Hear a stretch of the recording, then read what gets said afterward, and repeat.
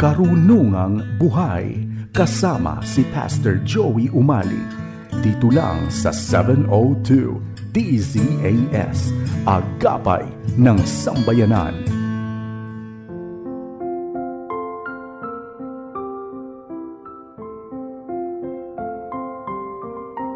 Pastor Joey Umali, samahan mo kami rito sa Karunungang Buhay. Isang mapagpalang araw sa iyo, kaibigan. Nagpapasalamat tayo sa Panginoon sa muli nating pagniniig dito sa ating lingguang programang Karunungang Buhay. Nais kong batiin kayong lahat ng Happy New Year. Ito pa lamang ang ikalawang araw sa taong 2022. Nawa ay ibinauna natin sa nakalipas na taon ang lahat ng mapapait na alaala ng 2021 upang tayo magkaroon ng isang matagumpay na bagong taon. Sa Chinese calendar, ang 2022 ay tinatawag na Year of the Tiger. Alam nyo, yung tiger ay kinikilala siya dahil sa kanyang lakas at katapangan. Paano ba natin haharapin ang 2022 na mayroong tapang at lakas? Ito ang pag-uusapan natin ngayon dito sa ating Karunungang Buhay. At kukuha tayo ng gabay sa Josue 1 hanggang 9. Babasahin ko po ang Josue 1 hanggang 9 dito po sa Poimen o ang Biblia ng mga pastor.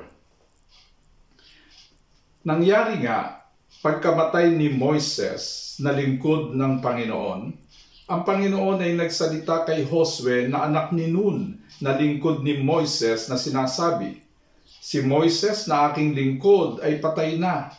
Tumindig ka at tumawid sa hordang ito, ikaw at ang buong bayang ito, hanggang sa lupain na aking ibinibigay sa kanila sa mga anak ni Israel. Bawat dakong tuntungan ng talampakan ng inyong paa ay naibigay ko na sa inyo, gaya ng sinabi ko kay Moises.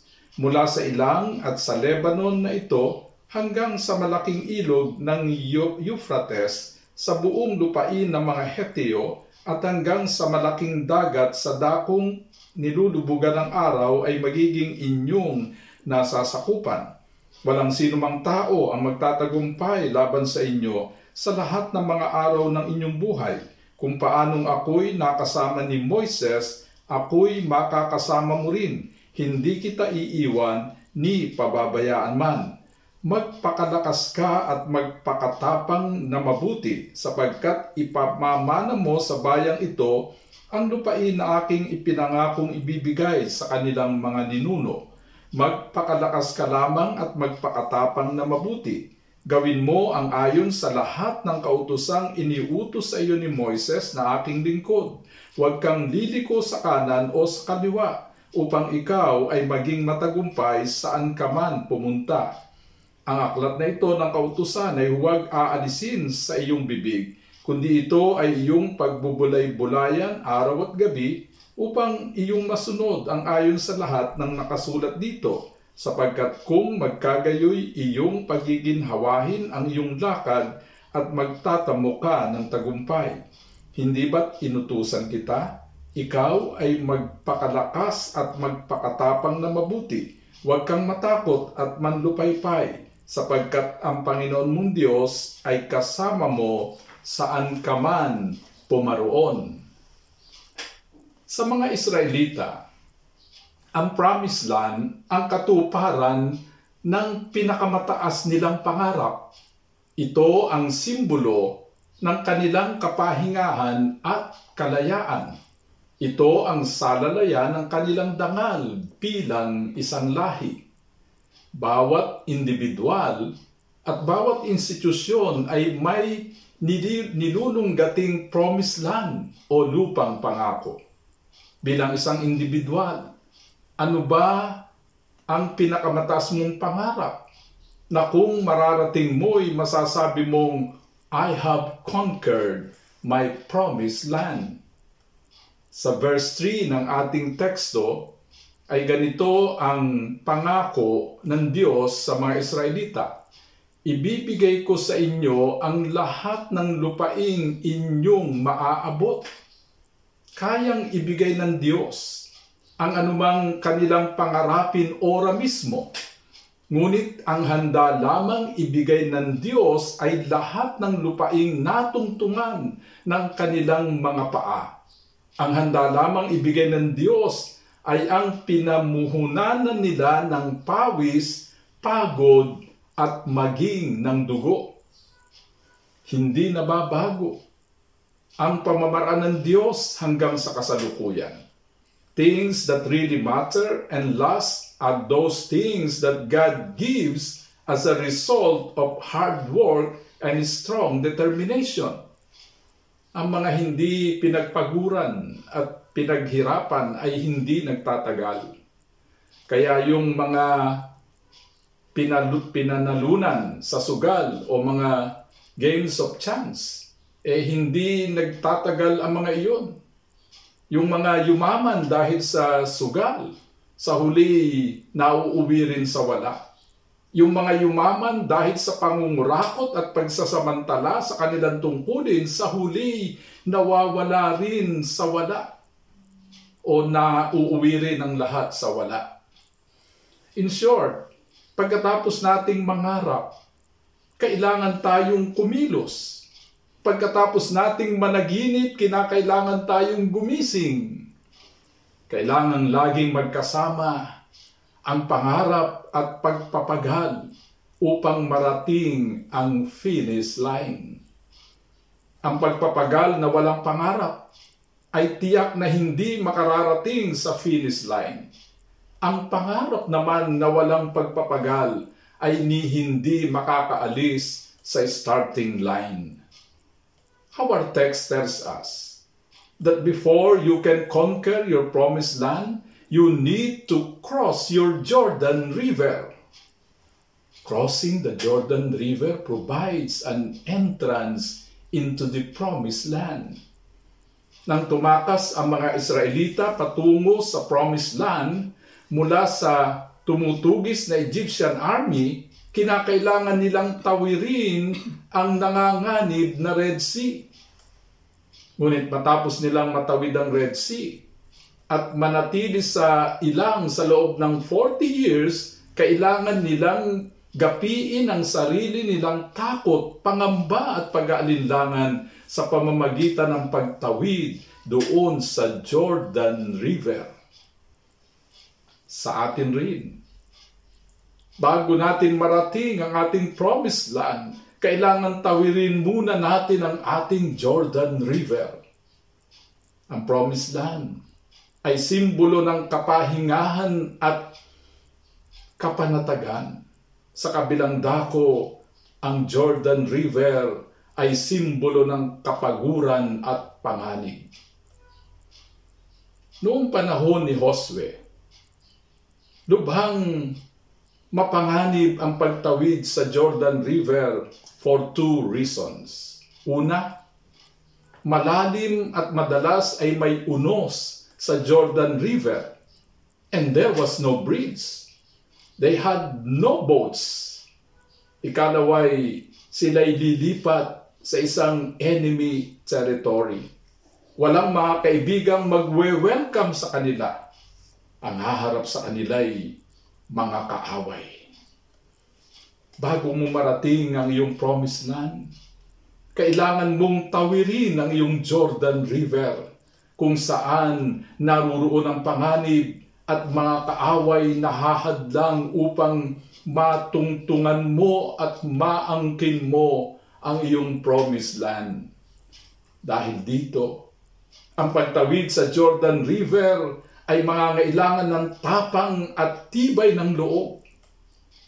3 beses na binanggit ito dito sa ating teksto for emphasis. Ganito ang tagubili ng Panginoon kay Josue doon sa verse 6. Magpakatatag ka at lakasan mo ang iyong loob. doon sa verse 7, ngunit dapat kang magpakatatag at magpakatapang. At doon sa verse 9, magpakatatag ka at tibayan mo ang iyong loob. Nagtagumpay si Josue. Napangunahan ang mga Israelita sa pagtawid sa Jordan River upang sakupin ang Promised Land dahil taglay niya ang tapang at lakas ng loob na hinihingi ng pagkakataon. Wala bang naramdamang anumang takot si Josue sa pagtungtong sa teritoryo ng kaaway? Palagay ko'y mayroon.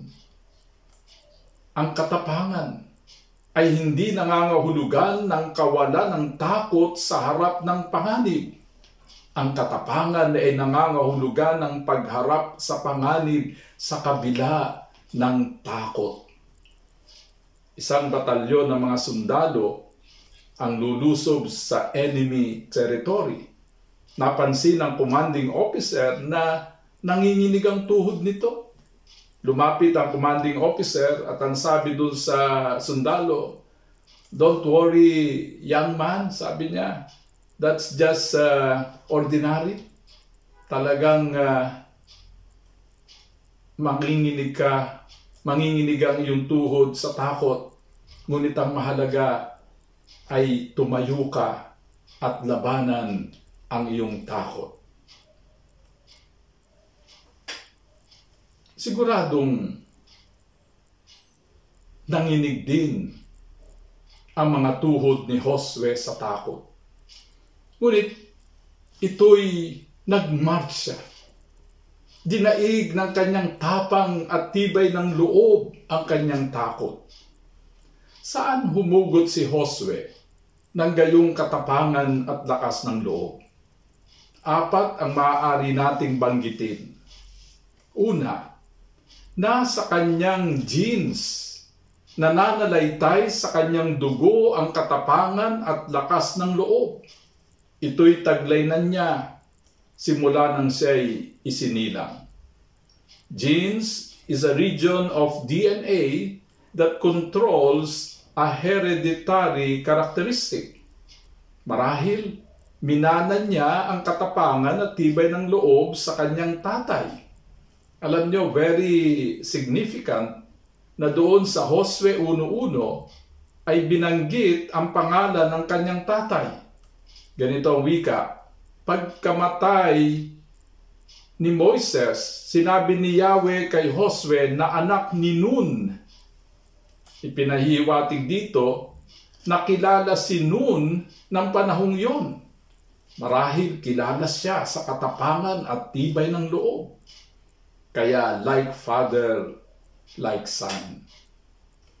Ikalawa, pinaunlad ng kanyang mga magulang ang katangiang angkinan niya noong siya'y isilang sa pamamagitan ng pagtuturo at pagpapakita ng halimbawa. Oo nga't mayroon na tayong mga angking katangiang dala na natin sa ating genes simula pa lamang sa ating pagsilang. Ngunit ang mga katangiang ito'y kailangang paunlarin ng mga magulang na siyang unang guro ng bawat tao. Kayong may mga anak na maliliit, tuklasin ninyo kung ano ang kanilang gifts at tulungan ninyong mapaunlad ang mga gifts na iyon. Huwag ninyong sasabihan ang inyong mga anak na bobo o mahina. Believe in what your children can do. Ikatlo, bilang isang sundalo, sinanay si Josue sa mga gawaing nangangailangan ng tapang at tibay ng loob. May kasabihan na practice makes perfect. Ngunit kahit na habit o naging habit na niya ang pagharap sa mga panganib ng may katatagan. Yun ay normal na sa kanya. Dahil nga sa lagi niyang ginagawa. Practice makes perfect at naging habit na. Paano bang nagiging habit ang isang bagay? It takes a month to establish a habit. Halimbawa, kapag nagawa mong mag-exercise ng walang palya sa loob ng isang buwan, magiging habit mo na yon, magagawa mo na yon nang hindi mo iniisip at wala ka ng kahirap-hirap sapagkat talagang ordinary na lamang. Kaya't mahalaga ang experience at training sa pagpapaunlad sa kakayahan ng isang tao. Ikaapat, nanampalataya si Josue na lagi niyang kasama ang Panginoon kaya't walang dahilan upang siya'y matakot.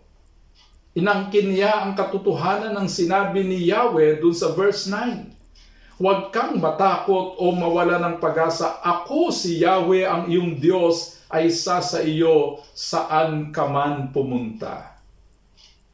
Mayroon ka nga bang dapat katakutan kung naniniwala kang kasama mo ang Diyos?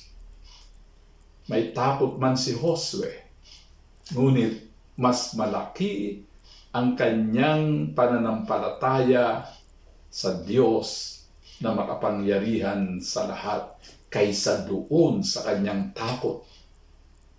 Hindi natin kayang tawiring mag-isa ang ating Jordan River kahit nga nasa ating dugo ang katapangan at lakas ng loob.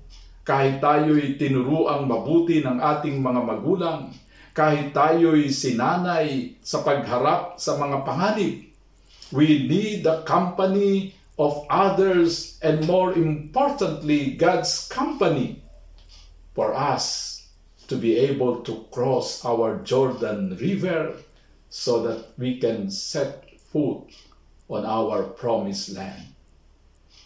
Paanong mananatili sa atin ang presensya at pagpapala ng Diyos? Ang sagot ay nasa verse 7. Ganito ang wika sa NIV. Be careful to obey all the law my servant Moses gave you.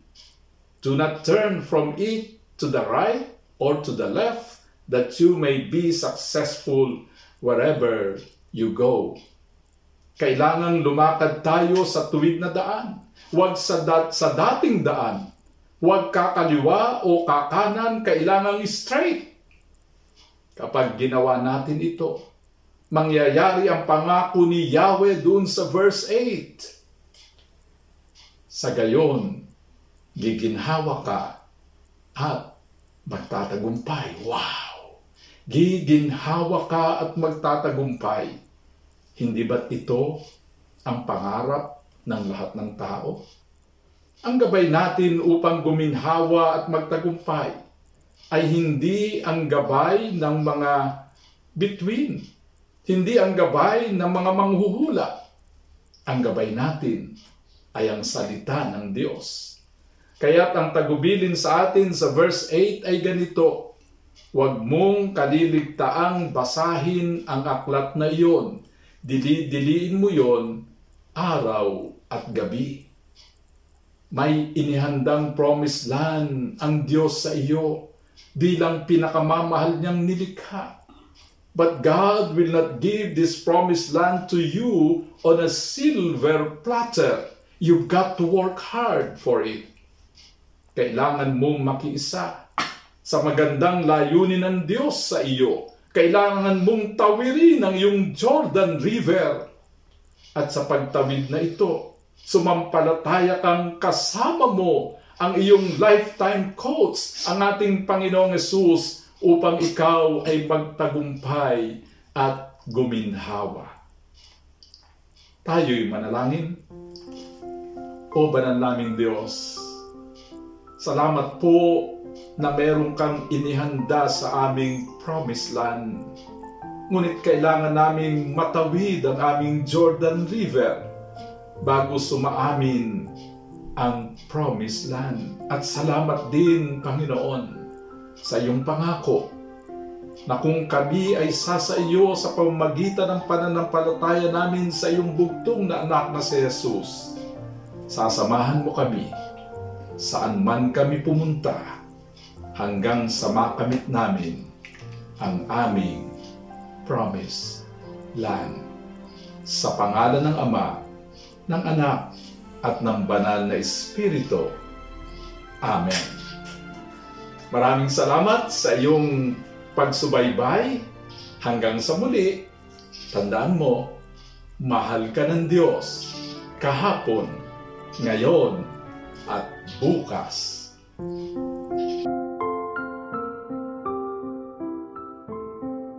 Pastor Joey Umali, nagpapasalamat sa iyong pakikinig dito sa Karunungang Buhay. Hanggang sa susunod na linggo, tandaan, ang salita ng Diyos ay karunungang buhay at tanglaw sa ating landas, isa-isip at isa-buhay para sa matagumpay na pamumuhay. Inyong napakinggan si Pastor Joey Umali sa Karunungang Buhay. Tunghayan muli ang programang ito dito lang sa 702 DZAS, Agapay ng Sambayanan.